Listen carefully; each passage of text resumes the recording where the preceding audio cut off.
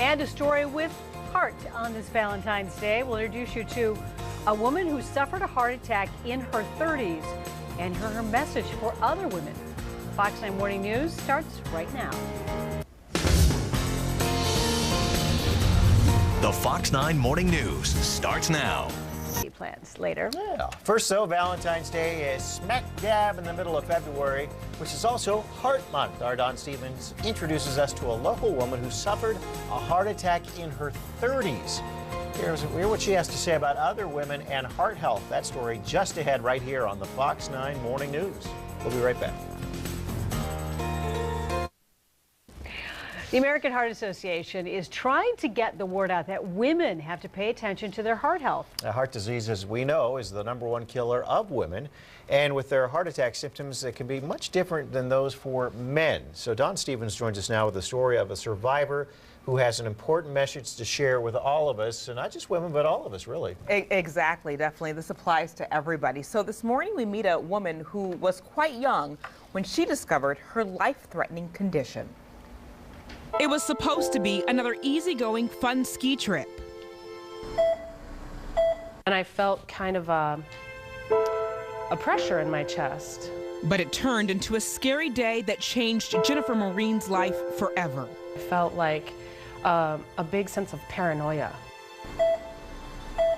In March of 2009, after hitting the Wyoming slopes, the 38-year-old had a full-blown heart attack. I just felt as if there was an elephant inside my body, just crushing my chest. She was also hot and felt pain in her shoulder, up her neck.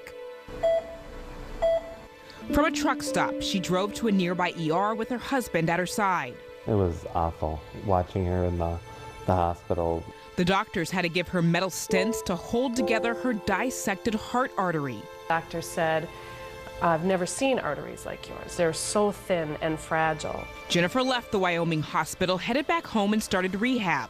1 month later, in her bed, she had a second episode. I sat up and I thought, ugh, I think I feel pressure in my chest. No, it can't be. For some reason, the thought of calling 911 didn't really cross our minds. I don't know why. It's a horrible decision.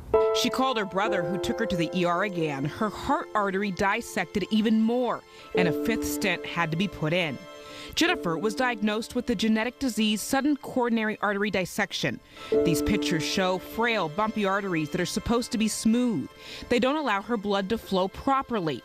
Jennifer soon discovered it was rare for a person to even survive the disease. I could not find anything about women who lived. All I could find was postmortem studies, and that scared me to no end. After the fear, another emotion, shame. I took for granted my health and that I could start exercising later. I was overweight, and so I felt like, what have I done to myself that I allowed this to happen? She also discovered a pregnancy would have stressed out her arteries too much. Chances of me having lived through a pregnancy earlier were really unlikely. Needing more answers, Jennifer decided to go to Mayo in Rochester. They scanned her full body and discovered all her arteries were bumpy, diagnosing her with fibromuscular dysplasia, or FMD. She soon became part of a Mayo study, and then 1 year after her first heart attack, the unthinkable. I felt this pressure in my chest, and again thought, it cannot be.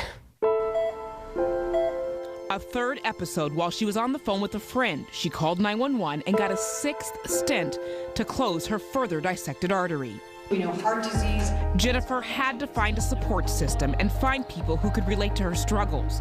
She's now part of the Go Red for Women campaign, helping with this year's luncheon. She's also on a new billboard, plus modeled for the fashion show last year. Nearly 4 years after her heart attack and overcoming so much fear and pain, she and her husband have words of encouragement. Just try to be supportive. No matter the reason for someone's heart attack, we should not feel ashamed. You know, no matter, because, I mean, nobody deserves it. Yeah, for sure. Well, Jennifer says women should research the different symptoms that we show during heart problems. If you feel chest pressure or indigestion, pain in the neck or the jaw, don't wait for those feelings to pass, please just call 911. If you'd like to learn more, check out the Twin Cities Go Red website. We put a link to our website. Just check out myfox9.com. I think after talking to a lot of survivors over the years and doing these stories, the most interesting thing that Jennifer was talking about is the fact that she did feel that shame. Now, she had this disease she didn't know about until she got her first heart attack, but she felt shame as far as being overweight, not eating right, stuff that we all do. And she said, you know what, forget about that. Don't let that hold you back. Just move forward, do what you need to do to stay as healthy as possible, and focus on, you know, the life you have in front of you. So just trying to share a positive message and an uplifting message as much as possible, because she has a disease that not many people survive. That's what you were telling me. So she's lucky to have made it through, not just the first, but then a third. Yeah, a third episode, 1 heart attack, and then 2 additional dissections of the heart. She's very lucky to be a survivor. When she did her research, she couldn't find anyone who had survived from it. Most people, when they discover that someone has this, it's post-mortem, after the person's already dead. So she knows she's very fortunate to be here, and she's doing everything she can to help her and her husband eat right, take care of themselves, and they've changed their lifestyle. And it doesn't have to be a bad thing. She said it can be a positive thing, and just new for them, and it's going forward, and they're being positive about it, and that's the most important thing. All right, well, thanks for bringing that story. For all of us too, yeah. Big time. Thank you. You're welcome. We need to get over to Mr.